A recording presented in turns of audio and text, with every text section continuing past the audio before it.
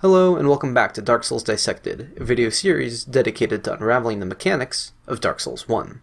Today we'll be talking about spawning Quelana.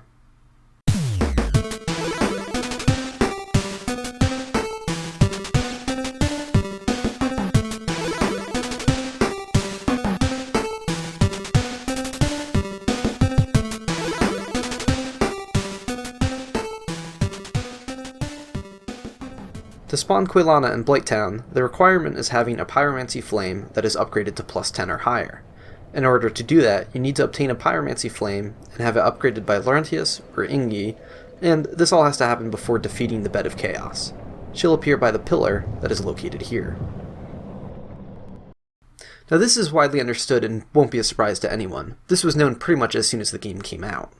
But for years, there was speculation about another trigger that might cause her to spawn. Players who didn't have a pyromancy flame at all would see her, so clearly something else was going on. Because of this inconsistency, there was confusion about Quelana for a very long time. More than 2 years after the game came out, Wikidot was stressing that her exact causes for spawning weren't fully understood, and ideas like having enough intelligence were being suggested. And over 3 years after its release, Extra Life still had a lot of back and forth discussion and even more ideas being put forward. Thankfully, someone in the community discovered an exception, and if I remember correctly, it went something like this. They noticed that Quelana wasn't present in their game while they were exploring Blighttown, and then they got invaded and one-shot by an invader with a powerful pyromancy flame. Then, on their way back to the boss, they noticed Quelana was there after the invasion. The logical conclusion was that another player bringing a plus 10 pyromancy flame into their game, even only temporarily, caused Quelana to spawn. It's like the game failed to notice who the item belonged to, and only that it was present in some way or another was all that mattered. This turned out to be correct. So before updating the wikis, I also checked to see what would happen if you met that same player outside of Blighttown. I summoned a friend with a plus 10 pyro flame in the Undead Parish, and that didn't make Quelana appear. I summoned the same person down in Blighttown, then, as expected, it did work. So it seems like we finally had it all figured out. These random online encounters explain the inconsistencies, and our understanding on what makes Quelana spawn changed to either having a plus 10 pyro flame or higher yourself, or meeting someone else who does while you're hosting in Blighttown. Now all seemed good for a while, until eventually more reports started trickling in. There were players who didn't have the pyro flame, and they didn't get invaded or summon anyone while they were in Blighttown. You gotta be f***ing kidding. By this point, I had already tested all the ideas that were thrown at the wikis, and none of them worked. I began using special tools, like debug, to confirm and watch in real time that getting the plus 10 pyro flame was the trigger. So as you can imagine, I was really confused about what the remaining options could be. Thankfully, one report came with more specific information. The player mentioned that while they weren't invaded in Blighttown, they were invaded while they were in the depths.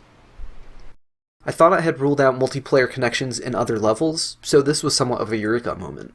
The requirement wasn't only being in Blighttown, it was being in or near Blighttown. And as it turns out, it works if you're in 3 other certain locations. It works in most of the depths, it works in the beginning of New Londo Ruins, before you cross those wooden bridges, and very specifically, the Demon Fire Sage boss room. So to recap, the possible triggers for spawning Quelana are as follows.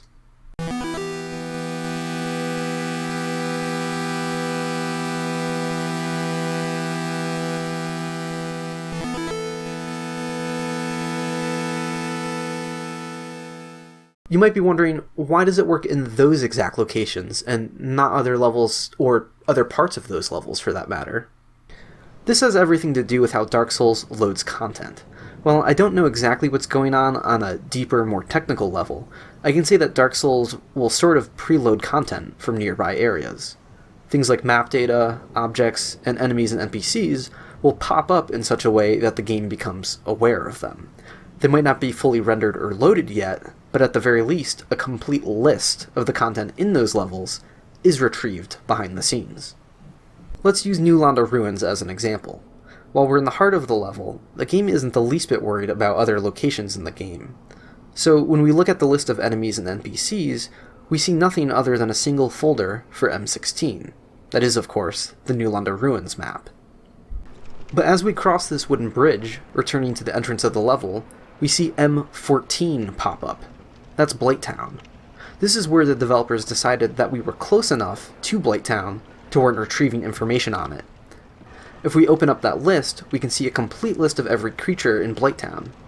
This right here is Quelana. So, at this point in time, the game is aware of Quelana's existence. At this very moment, if we had an upgraded Pyroflame, or another player showed up with one, that would make Quelana appear. Remember I said that most of the depths work. This is a bit strange, because this means that information on Blighttown is retrieved for basically the entirety of the level. The only place it doesn't work is here at the very beginning of the level. It works as soon as you approach the first room with the Butcher. I find this pretty weird because the depths are a totally contained level. It's not like you can see Blighttown from the entrance of the depths, so why they queue it so far in advance, I'm not really sure. The Demon Fire Sage is another one that's kind of funny. So the Demon Ruins are actually 3 completely different levels as far as multiplayer is concerned. You can summon or be invaded on the path to Ceaseless Discharge, in the area leading up to the Demon Fire Sage, and also in the room before the Centipede Demon. But none of these areas preload Blighttown, outside of the Demon Fire Sage room itself. This is because above the boss is that shortcut elevator to Quelaag's domain. It's that sort of central area that preloads Blighttown. So to trigger Quelana through multiplayer from here, a co-op summon would actually have to follow you into that boss fight. This latest finding happened fairly recently. It wasn't until over 5 years after the game came out that I tested this and wrote about it. So despite the immense popularity of these games, there's often confusion about their mechanics, which can last for a surprisingly long time. That's part of what makes me so fascinated by their mechanics, and why I enjoy trying to get to the bottom of them. I hope you enjoyed this video, I hope it was informative, and until next time, don't add a bunch of untested ideas to the wikis.